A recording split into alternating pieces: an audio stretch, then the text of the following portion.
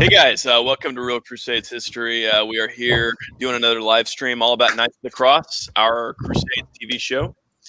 We're here with our ever expanding panel of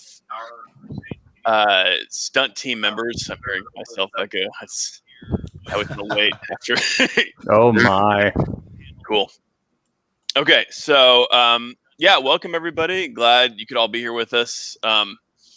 The idea here is just to continue doing what we've been doing the last few weeks. We've been talking with stunt team members. These are the guys who are making the military history come to life for Knights of the Cross. They were all with us when we did our trailer shoot a few weeks ago, a month or so ago in California. So you guys all should already know Kyle, Mike, and Spencer. Yep. So welcome back, guys. Hey guys. Glad to be back. Thanks for having us. All right, it's really good to have you guys. So let me introduce you all to Saracen number 3. That is Fox/Adam.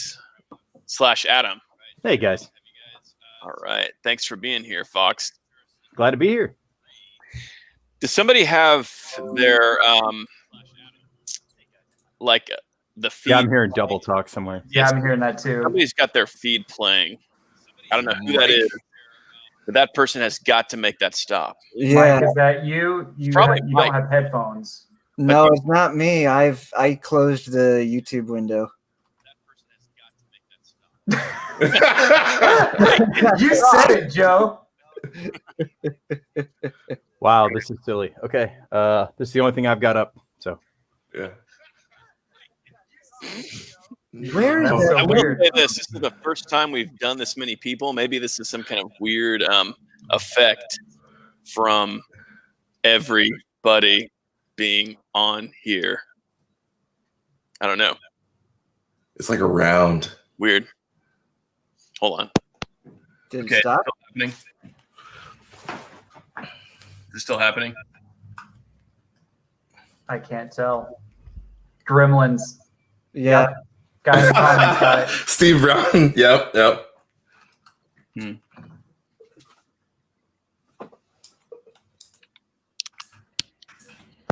Well.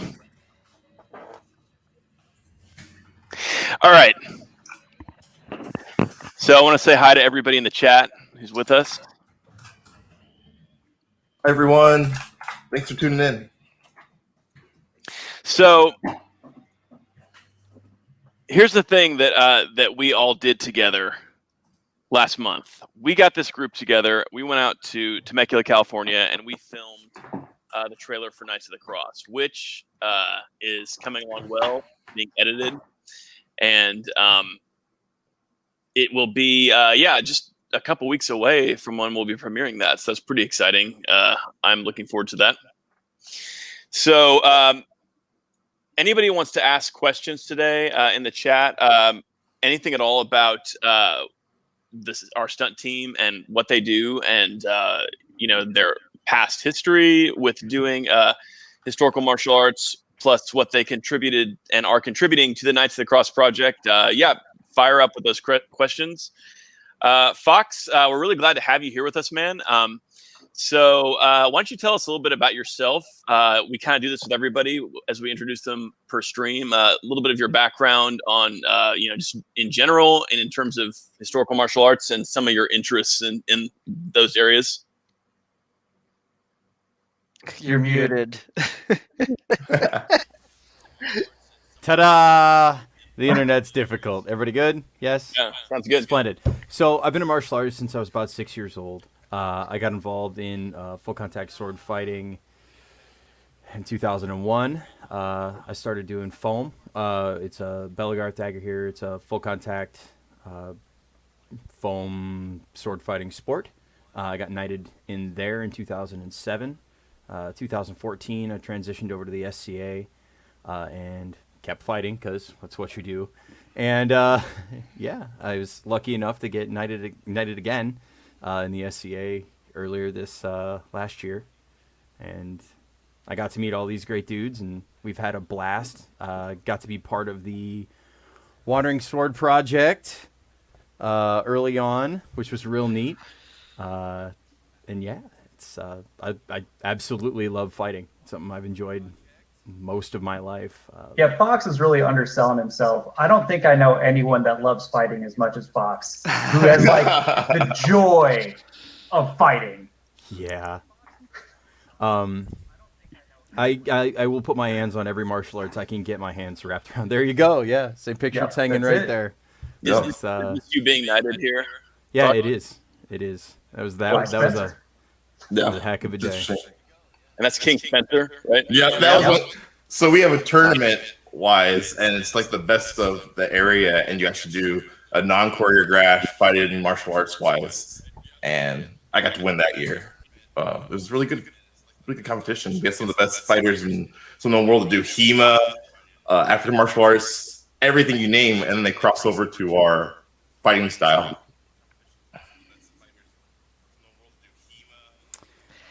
I think But it yeah. might be your mic there, Fox. Think so? That's picking Yeah. up the feedback loop. How's that? Still happening a little bit. Yeah, give it Do you a second. have, I'll look behind. Maybe I'm screwing this whole thing up. Give me a sec. Oh, we're getting a bunch of cool questions in. That's good. Let's see if I can handle that. Go ahead. Hey, we're experimenting. I mean, this is the most we've had on at once. So, Yeah, we've got to get ready for the big trailer drop, and we bring like the whole team in. Yeah, no kidding. If okay, so we've got some imagery here from our trip. So this is. Oh wait, it just went away. What happened? What happened? You fixed it. did it, Eureka. yeah, I'm not hearing the echo anymore. Thank God. Thank God. Okay. All right. Yeah, that was starting to. I was thinking. Okay, act cool, act calm. You're like madness. Act like this doesn't bug me. Just okay. Here's a picture right here, guys. Okay. I'm not going crazy. Yeah. Very, very good. Very good. But everybody can still hear it okay and everything. Cool. So right here, this is Fox in action. This is Fox training with Bug Hall as Richard the Lionheart. So another image of that here. This is you guys before trailer shoot, just kind of practicing, getting ready for the shoot. So Fox, what was your role in the trailer and getting ready for the trailer, and what kind of stuff did you contribute personally? See, that's just the thing. I knew it. He turned off his mic, Mm. and that's what. That's nope. Did you hear me, Fox? My question. Can you turn your mic back on? Sure can. Everybody else mute. There we go. Okay. You hear me all right? Fantastic. It goes back. Ah, son of a... All right, let me see what I can... That's all right. Stop the sword. It's all good. Let me see if I Hey, everybody can... mute while Fox answers this question. That works. All right, so this was actually my house. We all got together here to do a little bit of training. I got lucky that Bug is actually local to me. He's only about a half hour south at his new place, which is pretty cool. So this is actually our chance to get together with Bug the first time and really like go over the moves we were planning for him, the moves we were planning around him, and kind of get him a general understanding of the kind of stance and form and how to wear the armor and stuff like this. Like this photo here, you're kind of talking about like how a sword moves and the idea of pushing it forward and getting that slash in. And reminding him that he can't see very well on his helmet. It's what I got to do a lot of was help him with the choreography, so we all got to understand it, and then do between Kyle and Spencer and I all got to kind of parse it out and find the parts that we liked and didn't like, and see the parts that were definitely going to work and the parts that definitely needed some touching up. But Yeah, that was a critical day. We got him outfitted in chainmail, put the sword in his hand, and it was like, can he do it? What experience does he have? And Bug was really good about listening and learning, and he caught on quick. All right, awesome. So I'm going to jump through some of our questions in here.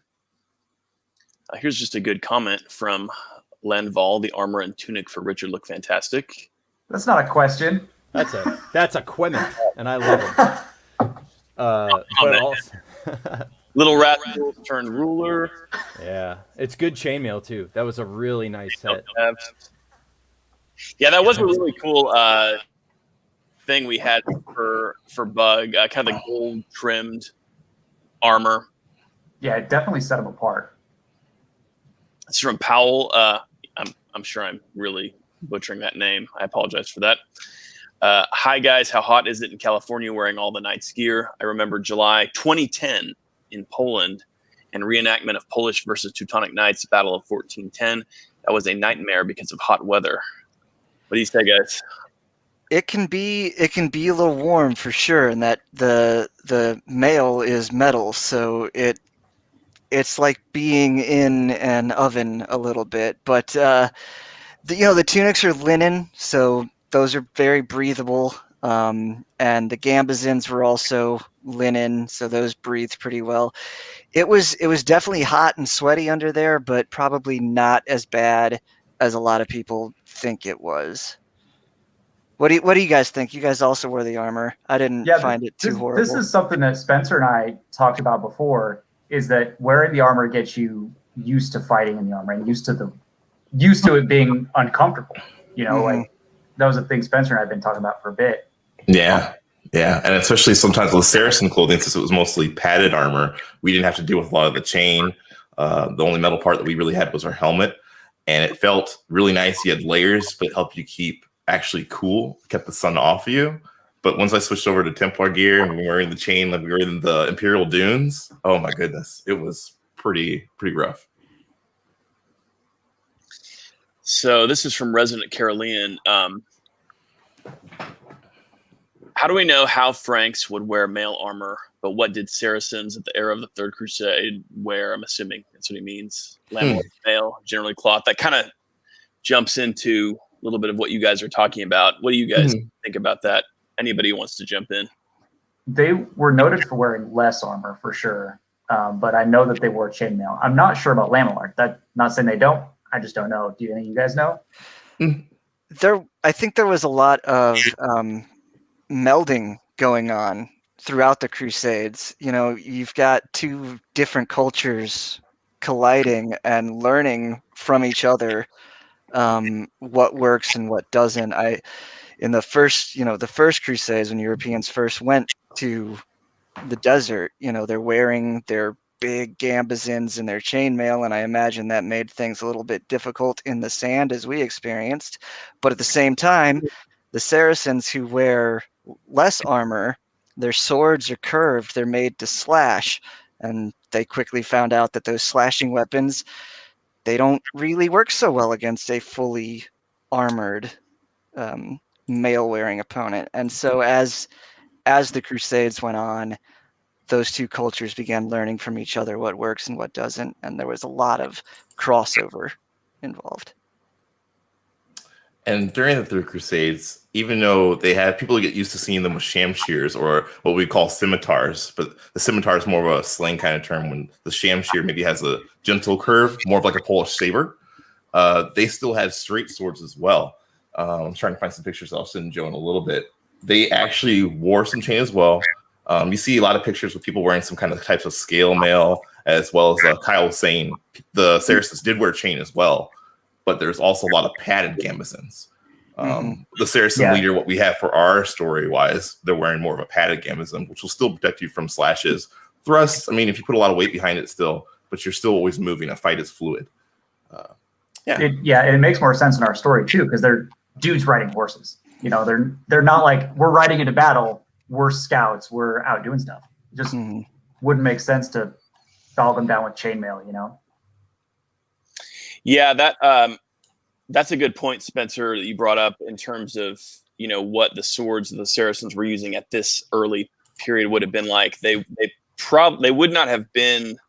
My understanding from everything I've read is they would not have been the ultra curved thing we kind of think of. And the other thing too is in terms of the armor styles and kind of the Crusaders first arriving in the East and all that. there were a lot of Latin Christians who had kind of been in that area already, especially serving as mercenaries for the Byzantines. And so there was some kind of already some knowledge going back and forth. I know the Normans, for example, were bringing back a lot of ideas from the East that even well before the Crusades got going, they were implementing. A really interesting book that I always think of when this comes up is this book by a Muslim writer from the 12th century, Usama ibn Munkid, where he talks a lot about like armor, and he goes into all kinds of detail about stuff he was using, and kind of like what you were saying, Mike, like one of the things that you definitely pick up on is, okay, this guy was mixing, matching, he was picking up a piece of this, a piece of that. I mean, that was just the name of the game. It wasn't like official stuff was issued. People had their own stuff that they brought to the table, and they were like, one interesting thing he talks about is actually sewing Frankish mail into a gambeson, or so, like this padded, like it was like a quilted padded thing. He was sewing mail inside of it. So just kind of interesting, different stuff that seemed to come up. Yeah, it makes sense. Oh, go ahead, Spencer. I would say, Joe, I sent you a photo of some of the weapons that they had during that crusade area, and then Kyle, go ahead, and when he pulls it up. I was just going to say it makes sense. If someone's going to try to hit me with a sword, I want to wear as much armor as I can get my hands on, and it doesn't matter where it comes from. I'm going to pick it up where it is. Yeah, I think the Muslims, were using armor a lot more than people think. This kind of this idea that, like, oh well, the Crusaders had armor, the Muslims didn't. That's probably pretty exaggerated. Now, I think it's definitely true that different types of troops, like there was light cavalry, heavy cavalry, that definitely came into play. The Muslims maybe at first, especially, were making more use of light cavalry, but the Crusaders were doing it too. The Crusaders had horse archers even. So let me pull up this thing that Spencer sent. This is very cool. And you can explain what we're looking at here, Spencer. Sure. Let's see here.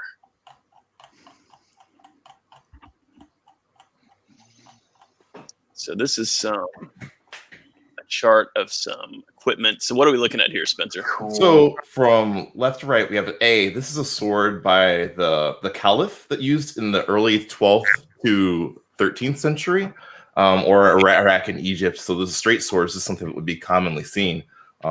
You also see moving to B, that's more of the swords, and also the Caliph used from around 1242. So it's a little bit out of our period, but it's more of a short sword. You get a lot of these things through Egypt that come in, and then the Europeans start traveling, and they also start taking some of these weapons, working with some things. Looking at E in the middle, that's actually a sword that Saladin is shown using later in period-wise. So you actually, a lot of the straight swords and some things were mostly used by both sides. If you go far to the right side, like J, right near that almost cool mace head, which we were trying to make for the show, but we didn't have a time to make a historical recreation of it. But we're working on it. The J, that's one of their latest, the Turkish sabers. And this is kind of where you start getting, it's really cool when you start looking at weapons from Hungary to all these points there, the Polish sabers, Turkish sabers. That's actually more of the curve that you saw, opposed to like the quote unquote, scimitar that you see like in Indiana Jones, where it's giant, it basically has like a big hook.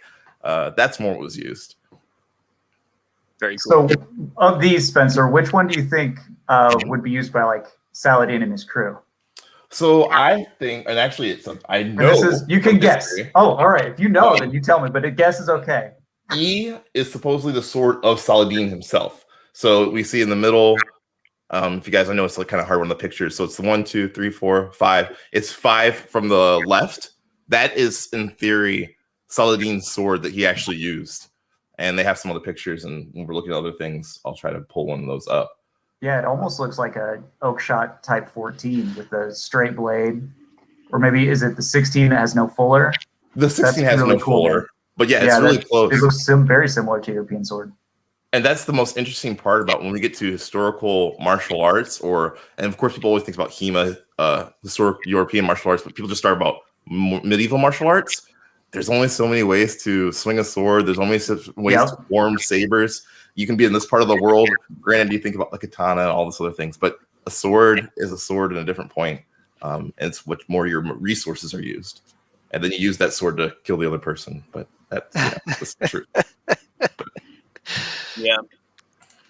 Yeah, I think too, a lot of ideas were, naturally because the East was kind of the more, the older, more developed part of the world, like, Mhm. in the Roman era and leading up into our era, we're talking about, a lot of ideas were flowing east to west. We talk about like people like the Normans who served as mercenaries in the East, bringing ideas back. And I think, so many ideas in Western Christendom for this period did have origins in Byzantium and Mhm. in the Byzantine army. I think even like I believe we could even say that some of the cavalry styles of fighting, like the charge that the Latins were so famous for, the Frankish cavalry charge, had some origins in Byzantine concepts and Byzantine cavalry styles. So yeah, these are all cool things that we can explore too as we're thinking about how we want to portray this stuff in the series. Very much so, and I think I would willing to bet that you're almost 100% right. A lot of people look at things like living in a vacuum when all these cultures talk to each other. They had inferences, they exchanged things. Granted, sometimes things got taken away and you don't really have a lot of written information, but this is one of the great things. These kind of books actually come from the Osprey books, and they're actually a compilation of things from museums over the world. So it's not just we're making actually not guesses. This is what we found. This is what people write down. So this is as close as we can get. Definitely. So go ahead. I was going to say, I got a question for Fox. Which sword do you like best?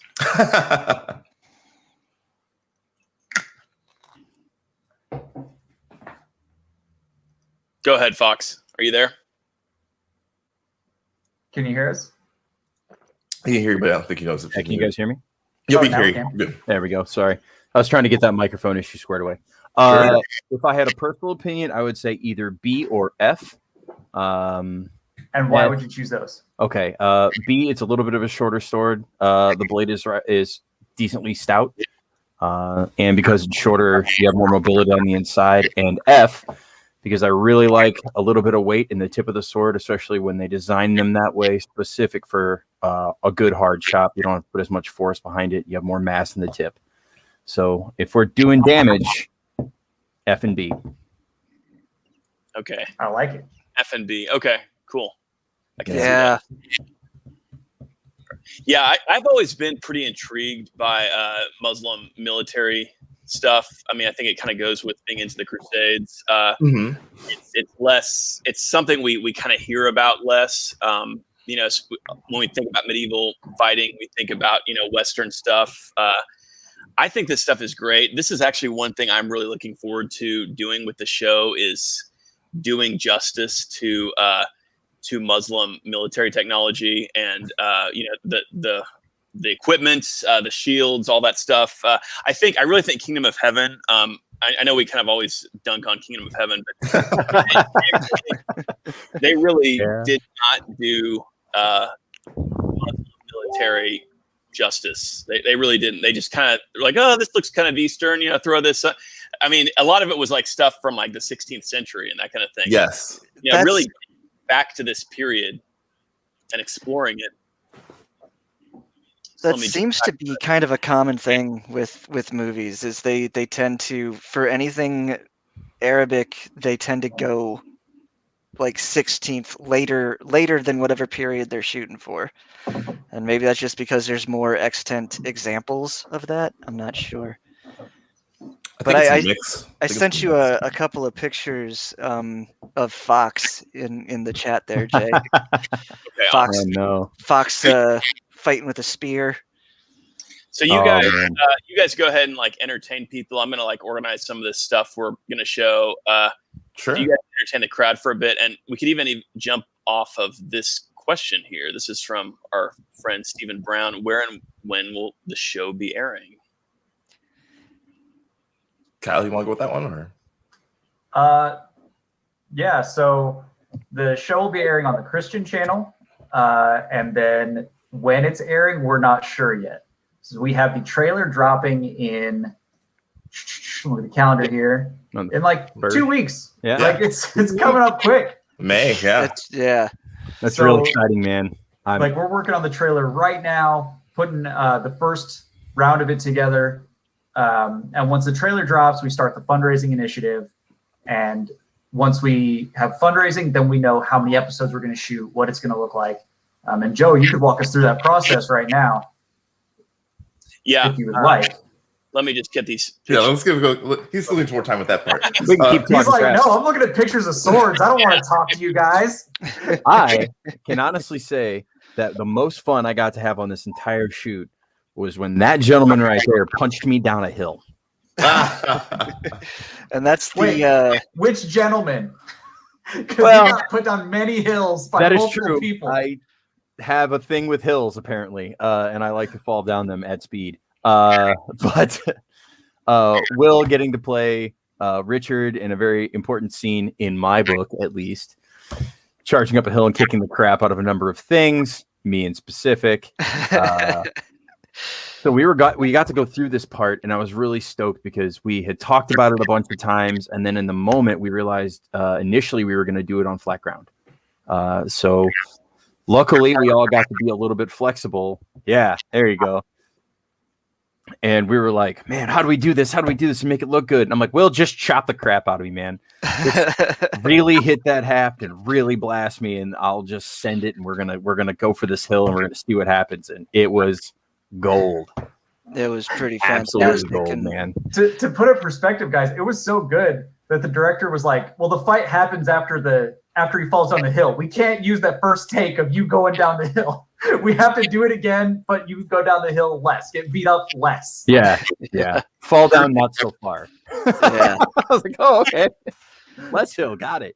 There was at least one take where you went feet, like head over feet, and your helmet came off, and it was It was actually one of my favorite takes. I saw a piece of it, and it was awesome. And I was like, oh well, I doubt we're gonna get to use that one, but man, what a jam! Maybe we can use that in the trailer. Like in the trailer, you get to throw in extra stuff. We'll just like use the fox gets destroyed too much in this take. Just throw it in the trailer, and then maybe. I mean, not that Eric isn't working like crazy already, but maybe he can throw together like a B-roll stunt reel. Watch the guys get beat up for a couple of minutes. Watch all the oopses. Oh man. Yeah, all the bloopers and whatnot. So this is our buddy Sam says, I love that you guys are showing your research. Keep up the great work. And that's a $5 super chat from Sam. Thanks, Sam. Thanks, Sam. I can't wait to meet Sam. Seems like an awesome guy. Yeah, he's been on like all of our chats now, right? Sam, is that true? Yeah, definitely. Sam is he's actually was a lot of help in getting ready for the trailer. I messaged him many times. He knows a lot. He's a reenactor like you guys. So I want to have him there when we're actually filming, and he's going to be part of the team. So that'll be awesome. Awesome. That's fantastic. Awesome. And then we got from Zebulon C here. Did Saladin really bring ice and fruit to the disease-ridden Crusader camp during the Siege of Acre 1191? Could be a cool scene. Not really to the camp. He did send some treats to Richard in particular, apparently. I believe it was like dates, peaches, that kind of thing. The exchange of gifts was a major thing for this sort of deal. So thanks for that question and donation. Just FYI, everybody, any super chats are going to go 100% to our budget for Knights of the Cross. I mean, that's the name of the game right now. So, and just since we're on that topic, let me let everybody know that they can find out all about what we're doing in terms of Knights of the Cross, the crowdfunding project. There's a link down below, christianchannel.com/Knights of the Cross. That is our crowdfunding page. That's where you guys are helping us make this happen. All kinds of info on there that's helpful in terms of how you can help. And there's rewards that go for every donation tier all the way to being in the show yourself. So some very cool options. If you guys would please click on that link and visit that. And so that's my plug for fundraising, which we'll do a couple times throughout this. It's a good plug. What other questions do you guys want to hit for the time being? Let's see. There's a question in there about mounted combat. Which one's that? Let's do that. That basically, I hope you guys showcase mounted combat, and I think is that not definitely something that we're going to be doing. It's definitely Definitely, something yeah. to do. Oh man. Yeah, and Fox is going to be on the horses, getting knocked off the horses. Right, Sure. I fall off a lot of stuff. I bounce good. I was amazed at the stuff you guys were doing. Like the intensity of your commitment to the project was very impressive. So kudos to you guys for that. That's why we had 2 jousters. Actually, sorry, 3 professional jousters on the ticket this time that do jousting in Michigan, and they're very well trained. They've done tons of mounted combat. A lot of us actually have some experience, and we really want to. Once we get some more horses that are definitely used to being around other horses with the clinking chainmail, we definitely want to do some mounted combat scenes. I like Will's question there. Good question, Will. It's a The next project is just a total battle to the end. Now it's got to be a full battle royale. I want us to be on airplanes and we're airdropped into the battle arena with the weapons spread out. See there, and that's the thing. Is it like a true battle, every man for himself? Because there are strategies involved. There could be. I mean, yeah. Because if Fox is right next to me, I'm grabbing him and we're teaming up, and we're going after the other guys. And we have Joe as the writer, so it depends how he writes the plot for the battle royale. Oh man, Really? the pen is mightier than the sword, so I got to give it to Joe. Yeah. Because he could just write, oh, and then he dies, And then they died. What? and then I die. Yeah, a lot of people died in our trailer. And not just once. Gonna throw that. Oh yeah. Yeah, no, I died a few times. Day 2, we did the body count. Avery Who was died the winner. most today? Who spent the I most think- time being dead? Yeah, I think my little brother Avery won. I think he died like what would we say, like 4 or 5 times? 4 on-screen deaths that day. Yeah. Not only that, but Really? Avery was so good as like our lookout. Like it's like, okay, watch and make sure like nobody shows up and ruins our shot. That was yeah. Oh yeah. Yeah, So I can not honestly only say I've doing- never seen this many people working so well together with so little effort. But I think a lot of that has to do with a bunch. We've spent so much time around each other as a group, and also we have a pile of vets. Like at one point, I realized I looked around and we had a veteran, basically a veteran from every military branch, standing in the kitchen sorting out food. Like, oh yeah, no, we're good. Yeah, it was definitely like a barracks instead of an Airbnb. Airbnb barracks is where we stayed. Well, thank you, Crystal Joy. One of the best parts of it for me. Yeah. Like going out in the field and doing the work and getting all the shots, and we were killing it. We were putting up the tents, we were setting up scenes, we were getting people in places, screaming for people to swap pants. Like, Yep. fast. Give me your pants. Give me your pants, Hayden. Pants. That was a real thing. Yeah. Yeah. Thank you, Crystal Joy, for the $10 for the super chat. Appreciate it. Thanks, Crystal. Super sticker. Yeah. Thanks very much, Crystal. We appreciate the support. She's actually going to be doing some voice work for us on the Wandering Sword. She's going to be helping us with our project. So Oh. she's putting in a good investment and helping us out. I appreciate it. Awesome. So Crystal's a voice actress. Yep. She's an aspiring voice actress, and she's going to do some work for us. So it gives us a whole better, bigger feel. And the Wandering Sword working on our projects, especially now since we started doing some of the Knights of the Cross thing with helping you guys, it makes us want to up our production. We may need Crystal's services as well. So we'll keep you in mind for voice acting with Crystal. Thanks so much for helping us out. And Sir Smelly. Smiley. Smiley. That's what you get for donating.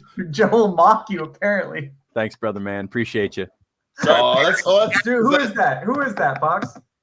He's a good friend of mine. Known him quite a long time. Is and, that Sir? Sir Smiley. I'm just gonna Dan, my buddy. That's Dan. Yeah, Oh, Dan. awesome. That's You awesome. guys saw him in the yard. That's what I thought. Oh yeah, the day that we He did the stopped by. Oh yeah, dude, he was awesome. He helped prep a bunch of the props with us too, like getting the maces ready and everything. We're like, no, like he just like jumped in and helped out. that was Let's skip Ingle. that's Skip. That's enough. That's another guy. I mixed him up. That's all good. It's all right. Sort of smiling. You saw he did a big cackle, a big blah. He's actually very new to the SCA, but he came out of foam just like myself. He's another local guy right around here with me. I work with him. He's hilariously dedicated to the things he gets involved in. So I'm stoked that he's taking interest in this. Yeah, thanks very much for the donation, Sir Smiley. I do apologize for my inability to read. You're fine. Sorry about that. But we do appreciate the support. RJ had a good question about didn't a lot of knights prefer maces? And I thought it was interesting. It's really kind of like whatever your comfort weapon is. However, as we know, mace is a mass weapon. So the more armored the person is, unless you have like a puncture point, sometimes just hitting them with something giant is the answer for the problem. Yeah, plus they're cheaper. Like if you got to outfit a whole bunch of guys, a whole bunch of swords is difficult, but you could get 10 maces made a lot quicker. Boy, howdy. Yeah, melt down some lead, melt down some of your slag that you have from all the blacksmith stuff. You just put it on a stick. That sounds like a more of a food thing, like put it on a stick, like meat on a stick. But anyway, you put like slag on a stick and you hit people, and percussive force is really a big deal. That's why when we do some of the Battle of Nations things, or even the SCA, any LARPs, any of the other actual fighting combat sports, they have a weight limit for your thing. Because some people are like, hey, can I use this giant piece? And like, well, physics and momentum, this will actually kill a person. So It's still no. In armor, that gentleman might not survive. How about we don't? Yeah. The other mace that we had, I don't have it with me right now, but the one we were swinging around before that we're using for the trailer and actually is a Battle of the Nation style one. That one's 1.8 pounds total, but that's still so much force. And there's a weight limit that they can be, right? Yes. You know what that is offhand? Not off the top of hand. Oh, tracking. Let me find that out real quick. But go ahead while you entertain.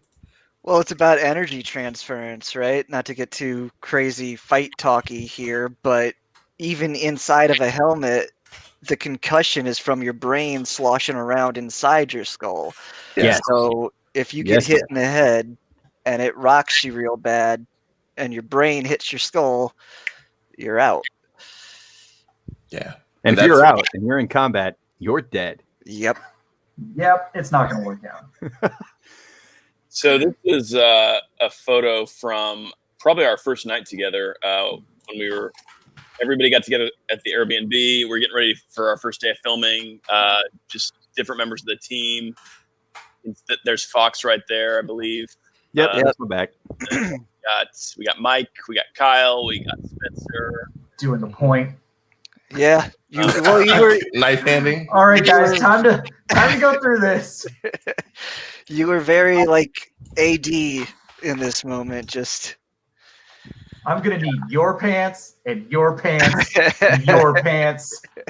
I think isolate him saying that right there and just flip that out. I think this was one of the last days. Actually, I think we had just finished up prepping. Oh, was it the end? I think it was right before we leave, because when we left this part, we went to the dunes. So it's like, hey guys, get everything together. We're not coming back. Yeah, we will sell all your stuff on eBay. No, I'm not really, but you can tell by how sunburned everybody is. Actually, you're right. Yep, I know how late this was in the shoot by the amount of nose Kyle still has. Oh yeah. Oh man, my nose got scraped up so bad. Dude, and poor Aiden, because Aiden felt terrible about that. Like for the next 2 days, Aiden's like, "I'm so sorry, man," and I'm like, "It's all right. It just happens." But we had the sunscreen, just couldn't find it. And, I was sunburned, and then I put the gel on, so my nose is all soggy, and then we put the nasal helm on, and he's putting the nasal helm, and it hits the top of my nose and just scrapes it, and so that it was like blood everywhere. It was awful. It was like it was a battle or like a crusade or something, man. Crazy. Luckily, later it made sense. You know? Yeah. For later shots, it made sense. Yes. This is a cool shot right here. This is Fox versus Richard the Lionheart here. That was a very cool scene, by the way. Just stoked about that one. I stole some screen grabs. Fox sent me some some video. I got very lucky, and I've been in contact with Eric. And if you guys haven't met Eric, you guys have talked about him a bunch, because I've also gotten to watch all the interviews. But Eric's a gift to the people around him, man. That dude works so hard. I going to bed late. I look over and he's grabbing a Red Bull. I'm like, dude, what are you doing?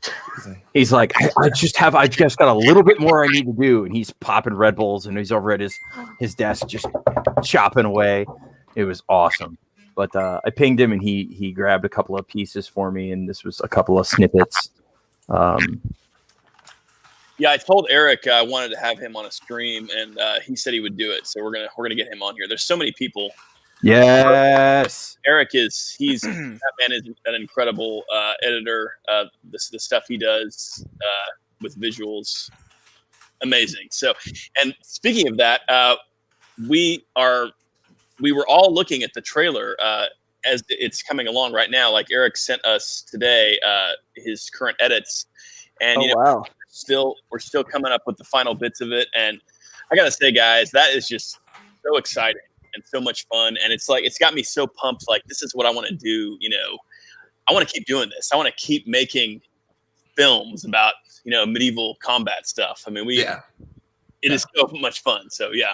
Anyway, and I hope all the people in the chat can see how excited all these individuals are about this. So really, the only thing stopping us, even though it sounds shameless, that part, is the money to make the product happen. And we'll make as best content we can make happen. Yeah, it's all about donations. Like, the more donations, the more episodes we have, and the more cool prompts we're going to implement and hopefully destroy. I want to jump on this question. Go for bad. it. We'll all do some things. Go for it. Yeah. It's one of the things I love about the Crusades and that time period in particular is that the leaders of the time actually fought. Not only did Richard actually fight, he was known to be one of the most incredible fighters of his time, and fought in tournaments all the time. He loved fighting. It was in his blood, and he was always he was always fighting. Yeah. And he used an axe. And he used an axe. Axe, man. I'm so excited about this axe thing that I've been doing a whole bunch of historical research on axe fighting. And I'm thinking to myself, I was like, all right, what did he like more and why? Was it the single-handed axe? Was it the two-handed axe? What was his jam? I wonder why that would be. And John, not your real name, also said this is sometimes the biggest problem for people. He's your king, right? So you're not going to be like, Your Majesty, stop going out in front of people. You're just going, all right, Your Majesty, here we go. And you're going to... Okay, I guess we're going there. Yeah. So it all depends on each person's leadership style. And Saladin, actually, he would still come up sometimes, but he did not fight as much. This is not like being non-deferential or trying to slander each one. He was not as active as Richard in some of the fighting things. So that's what really made him the Lionheart. It was really true to the cause. Yeah, Saladin, there was definitely, the commander would be there with the troops and armor and stuff like that.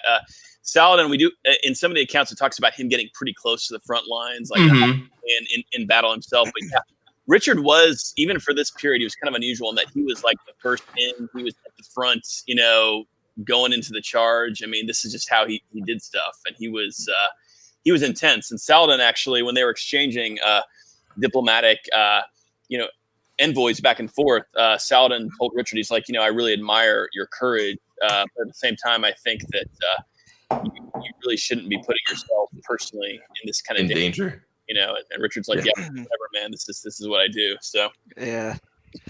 And the other people would actually know to see, like, whenever they saw Richard come to the fight, it's not like they're throwing their lives away because they're fighting for their cause, but they're just like, I'm probably not going to make this through this because this guy is just amazing. And actually at the Battle of Jaffa, this was kind of the last battle of the Third Crusade. There was this moment where Saladin's army stopped attacking. They just wouldn't obey his orders. Like, he was riding up and down, like, come on, you guys. I mean, you guys need to take these guys out. And they just wouldn't do it anymore. And there's a lot of reasons why that was. But part of it was people were getting to the point where they were very nervous about engaging Richard with his cavalry. And so Richard just rode up and down Saladin's lines a couple times, like, here, come at me, somebody, come on. It's What do you want me, bro? We had a joke on set. Richard was the original like jock. Bro. By the way, He was the original bro. chroniclers, the Muslim chroniclers are the ones who recorded that he did this. So, Yes, actually legit. Like, it's not just making hearsay, actually happened.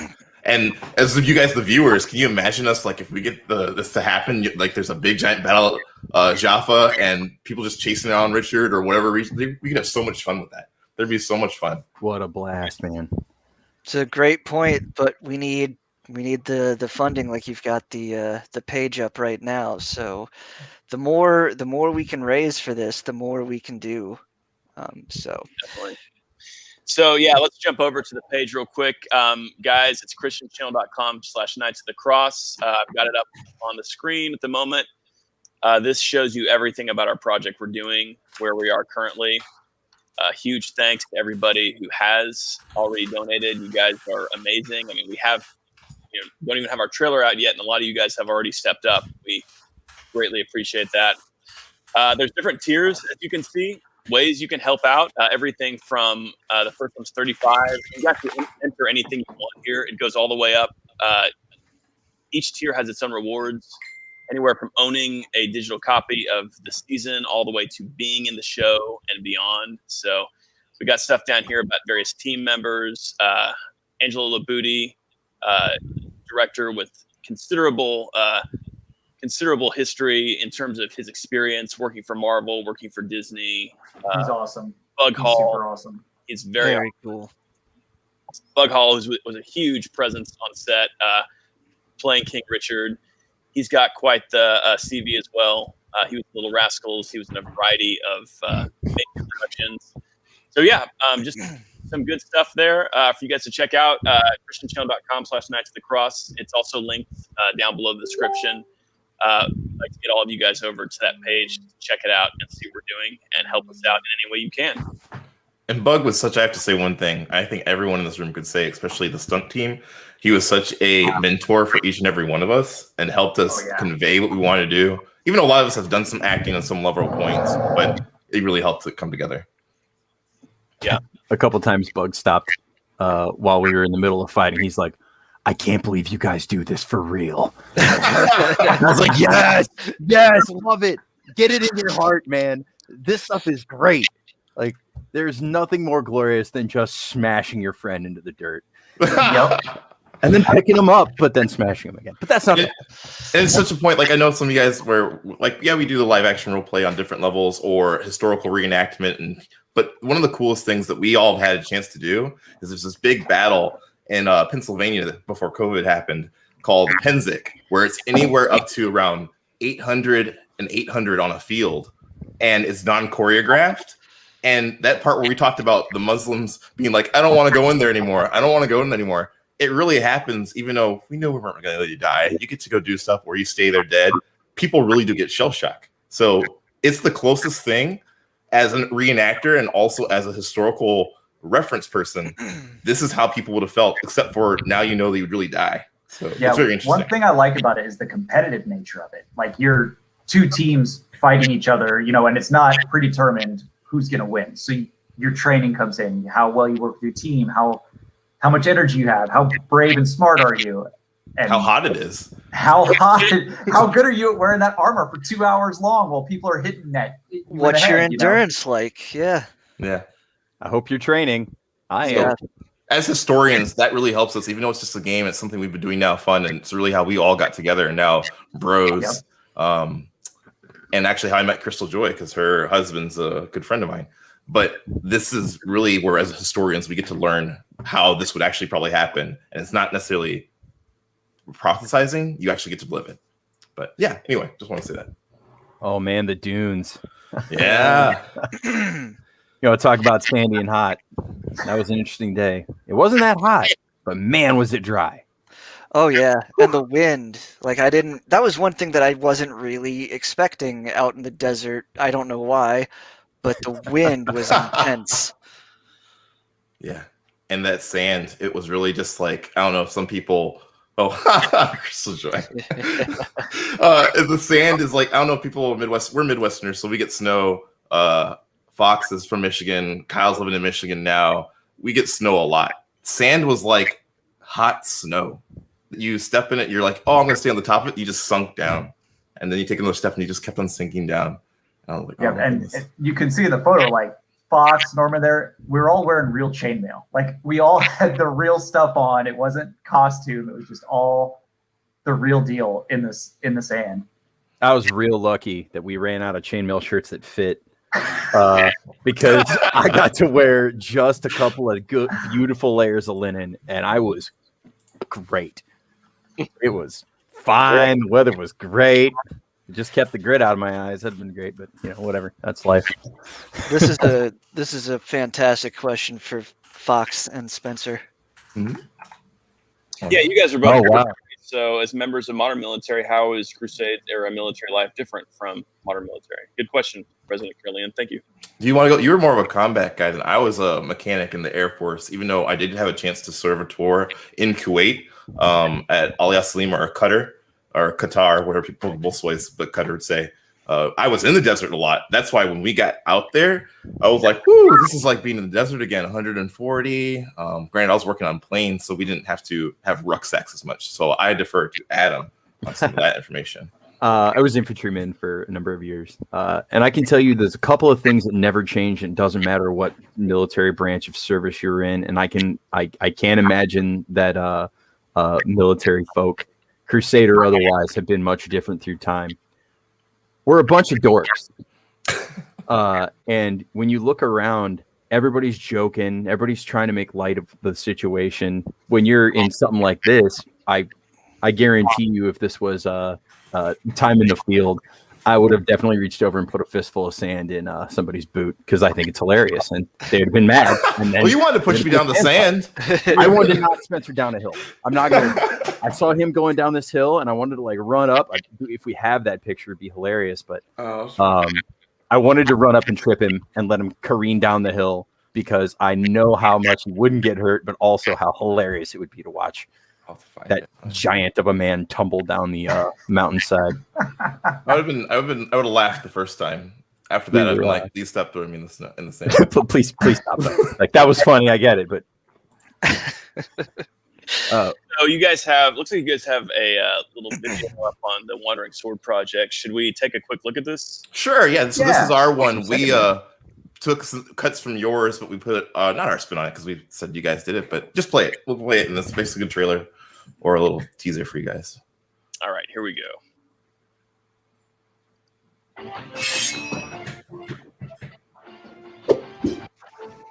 The Wandering Sword Project crew is back and bigger than ever. They've been hard at work in collaboration with the Christian Channel in the making of an original series, detailing the Third Crusade of King Richard the Lionheart. Knights of the Cross, brought to you by the Christian Channel. All right, great job, guys. Thank you. That was my little brother. That was Avery doing the voiceovers. Yeah, that for was that. Avery. I was about to ask, like, do you guys recognize the voice there? Really good narration. You did a great job on that. Thank you. He's really good at that. Like that's why I wanted him to talk with Eric on some more things. They were like, "Oh, that's really cool." Crystal Joy is going to be doing some stuff for us then soon as well. But yeah, we really want to showcase all the work that the Christian Channel is letting us do for you guys, and the more people we can reach out to, the more chances people to see this project, and yeah, more likely we'll all succeed. Yeah, this is the whole goal of the Wandering Sword, anyways, for us to go do cool sword stuff with our cool sword friends, and do things. And so to be like, oh, we get to help the Christian Channel make a show about King Richard. Yes, we're in. Yeah. Go ahead. Oh, sorry. This has been a blast, man. When I got lucky and these guys pinged me about doing this project, I was like, hey, this is great. What do we need?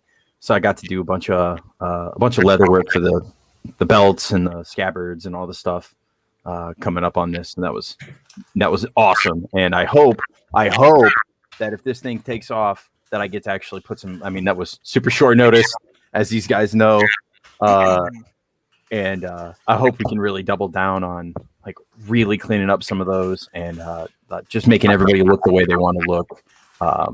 and have it fit and be historically accurate and in a period piece with the modern, kind of our modern understanding of the world of combat, which is going to be pretty neat. Yeah. I just want to say, as we're coming toward the end of the stream, which it's, Oh God, already. as always, it's always flown by. It's so much fun. I just want to say, I mean, working with you guys was just an incredible experience of just the discipline, the camaraderie, the kind of coming together around a shared passion.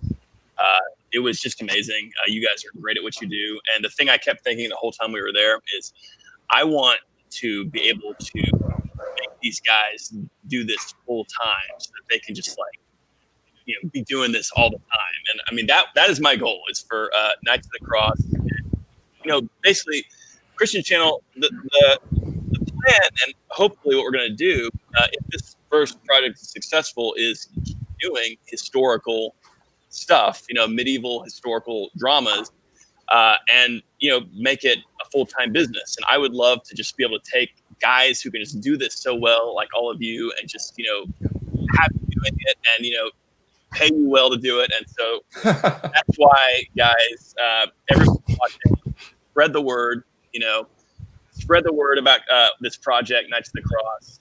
Share our crowdfunding page. Help us out. Help us turn this into just a huge thing. Just like somebody in here was saying earlier, I would love to see this blow up. And yes, we all would. And honestly, after looking at the direction the trailer's going and how it's coming together, I'm just thinking, I think this is going to really make a splash. So I'm excited. I can really see us all just flying everybody over to Europe next year and just filming some incredible stuff at some actual historical sites. And yeah, that's the plan, guys. So help us do it. christianchannel.com/Knights of the Cross. A lot of people here have already helped out, so I appreciate that. Check out the crowdfunding page, and not only that, but share it with people share it with your church community, whatever social group you're involved with, your class, your fellow military historical martial artists, all that stuff. Just share it around, get people excited about the project. And I can't wait for everybody to see the trailer in a couple weeks. So yeah, thank you guys so much. Thank you for having us. Like I said, that's Yeah, really the dream, appreciate it. right? Yeah. That's Thank the you dream. again. Thanks for having us. Absolutely, you guys are the best. You are. You are. You are. We like Zion. You are the best here. So yeah, I don't know. We're really at the end of the hour here, guys. But we're gonna keep doing this every single week and have everybody back. So I'm gonna just jump over to comments and see if there's any final questions that jump out. And if you guys kind of want to all throw out your last your last comments, your last thoughts, go for it. Whoever You wants. want to start from the top, Kyle? And Sure. I got nothing, guys. I'm watching the comments. I'm ready to answer any questions, but otherwise, I'm just excited to get to talk about swords. And the trailer's coming along, man. Like Joe was saying, we've been hard at it, having meetings with Eric, and just chiseling away to showcase what we did. It's gonna be cool. I did see a question way earlier that kind of stuck in my head. Somebody was asking, how are you going to reach out to the more secular crowd? And I don't think it's going to be that difficult. It's knights fighting with swords. I can't see anybody not enjoying that. I mean, we already have shows like Game of Thrones. Let's do something historical and as accurate as we can make it, and it's knights fighting with swords. It's going to be amazing. And yeah, Fox. Yeah, man. Tagging on that, one of the things that always bugged me when and a lot of us since we're all martial artists in one form or another, we're all been sword fighters for so long. You watch a show and you're like, oh my God, this fighting is crap. Right? You watch and you're like, oh, you would never do this. You would never do that. Oh, why are you? Oh my God, I would tear this guy up, right? And then we're going through the choreography, and Kyle and I both had to stop. We're like, okay, we're getting some creep here. We really have to remember we still have to keep this looking, looking like it isn't boring, because when you are plowing through a line of people and just short sticking people in the skull and knocking people to the ground, there's not a lot to see that isn't just violence. Yeah, sometimes it's not cool on screen, but it's what you would really do. And that was where me and Fox had that moment. We're like, hold on, we got to make it real, but also fun. Yeah, I can't just pull this guy aside and brain him in the side of the head with my shield and shove his corpse off this cliff. I can't, because it wouldn't be nearly as good. Although, Only fun. maybe if we get enough funding, we could brain somebody off a cliff, which will probably be me, because falling down is apparently what I'm good at. What do you got, Spencer? I just want to say, all to our viewers, thank you so much for tuning in again and again. I know we keep on doing this till we get that main trailer out. And thanks to Joe's vision and Austin for making this all happen. It's really cool. And I think you guys are really going to enjoy what you see. And by all means, constructive criticism is an honest thing, and we can all take it. I mean, if we can take a blow to the head by a sword or a stick or anything, we can take constructive criticism, even though words are hard. Be nice. But we want to do what you guys want to see. It doesn't matter if we do the coolest things and you guys don't want to see it. We want to know what you want to see. So that's all I say. Thank you, guys. All right. Really good work there, guys. So just a final comment, just to touch on what Mike was talking about. Yeah, I mean, the fact is, with this show, what we're doing, Christian Channel is sponsoring it. But when Austin came to me, he said, "Look, I'm coming to you because your channel is devoted to historical accuracy, toward really bringing the medieval world to life, and he wanted to do that. So this is not just about like, hey, we're purely approaching this from like the standpoint of like teaching a religious lesson or something like that. We're going to, I mean, this works for the Christian channel because obviously the medieval world, this was the age of faith. This was the Crusades, was an epic battle between the Muslim world and the Christian world over this area of land that was sacred to both of them.